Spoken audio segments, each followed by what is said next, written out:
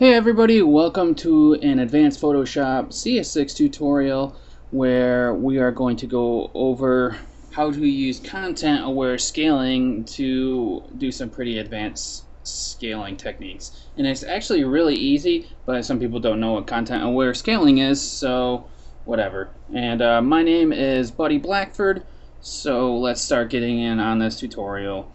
What content-aware scaling does is it looks at your image and sees what the important parts are. So it's going to look at this image and see that this lifeguard tower is the important thing in the image. And when it scales the image, it's going to try to keep this the same size while using stuff like the sky and the sand and stuff. Those are going to be scaled or cropped out or whatever it does. So let's start with this now.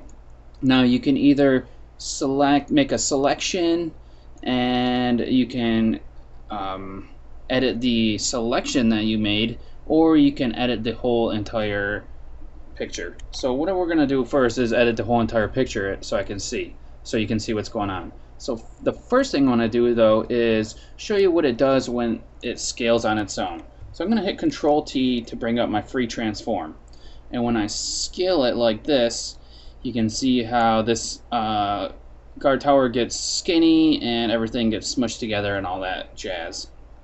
I'm going to hit cancel up here. We're going to cancel that, and we're going to go to content aware scaling. So let's go to edit and come down here to content aware scale. Alt Shift Control C if you want to use that. So watch what happens now when I go to scale from the same exact side. Look at the sand and how it kind of like meshes together, and the same as the water. And now you notice that the guard box for the lifeguard box there, or whatever it is, the lifeguard tower, I guess, that's the same size. And content aware scaling recognized that is the same size. Now it's starting to crush in a little bit where it can by trying to, but it still tries to keep the decent size. Now when you get to something like this, you can see that some of the legs are broken in half and stuff like that where it tried to scale, and then the roof is like distorted a little. So you can't go like all out right next to it and try and keep the size. You would just use a crop tool for that, obviously. But you can scale part of the image and still keep the size of your lifeguard tower. So that's really cool. Now we've got a couple different options up here. This is the anchor point from where you're scaling, so it's your reference point. And just click on any one of the dots to set a different reference point from where you want to scale. You can enter in your different guideline, or enter in your different heights and widths and all that stuff for you, so you can adjust the scaling that way. We've got this button right here, which sets it back to what it was, sets it back to 0. It's this little triangle button. If you have it unchecked, it's going to have it at what your scale right here is set at. So if I start moving this, you can see that the x-axis is going, and if I move it this way, you can see that the y-axis is moving over here on these. So I'm gonna cancel, and then we're gonna go back so we can have our edit content aware scale, so we can have our options back up here. Now you can adjust the width and the height, and right now they are locked, so if I adjust the width to 50% of what it was, the height should also be affected. Is it not locked? Oh, now it's locked. So go back, edit. Oh man, I can't undo it. There we go. Every time you have to click on it again, which is pretty annoying. I wish it just would have like a reset button or something like that. So if you have this button unclicked, it'll do it independently. If you have this button actually clicked, then it will resize the scale and width around the same size. So that way there. And it's going to use the content aware scaling when it does this. So I can put it back to 100, and it'll be what it was before.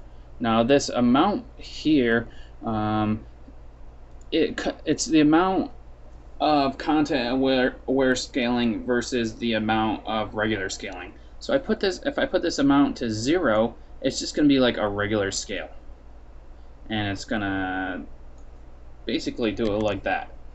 If I put this to 50%, it's going to be half content aware scaling and half regular scaling, and obviously at 100%, it's all content aware scaling. So that's a little thing you can use there. Adjust that to get like different kind of effects if you're going for that kind of stuff. Protect here, you can use an alpha channel to protect what you want to use. So if you had an alpha channel for this guard box here that you created, it would know to just use the guard box, or to use the lifeguard box, and it would know to use that alpha channel to protect the lifeguard box.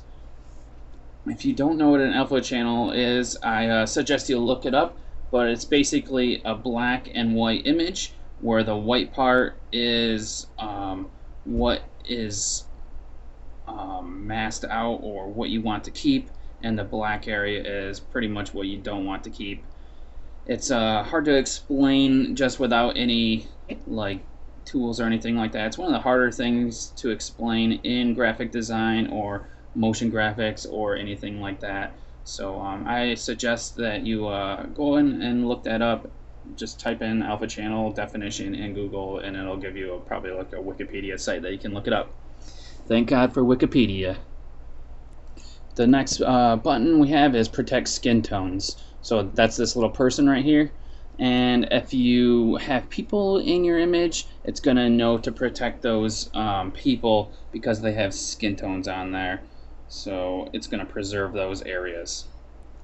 Now these buttons over here, this button with this the no sign here, that's to cancel your whatever you're using, and I did that a few times within this tutorial. And the check mark here is to commit to the changes that you did. Another button for the check mark is just pressing enter.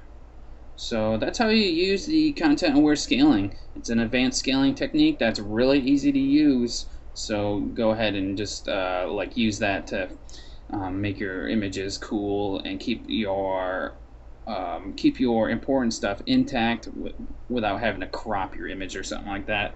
It's a little bit like cropping, but not so much. Say you had two people standing on the opposite side of each other in a photo. One person's on the far right, one person's on the far left, and you wanted to content aware scale it so those two were closer together, but you don't want to crop out the middle because then it's just going to look stupid. So you just content aware scale them together, and it looks like they're closer in the image. So that's how you do it. So we'll see you guys in the next tutorial, where I'm not sure what we're going to be going over, so I'm not going to say. So, but I appreciate you guys watching through the tutorial series. Have a good one, everybody.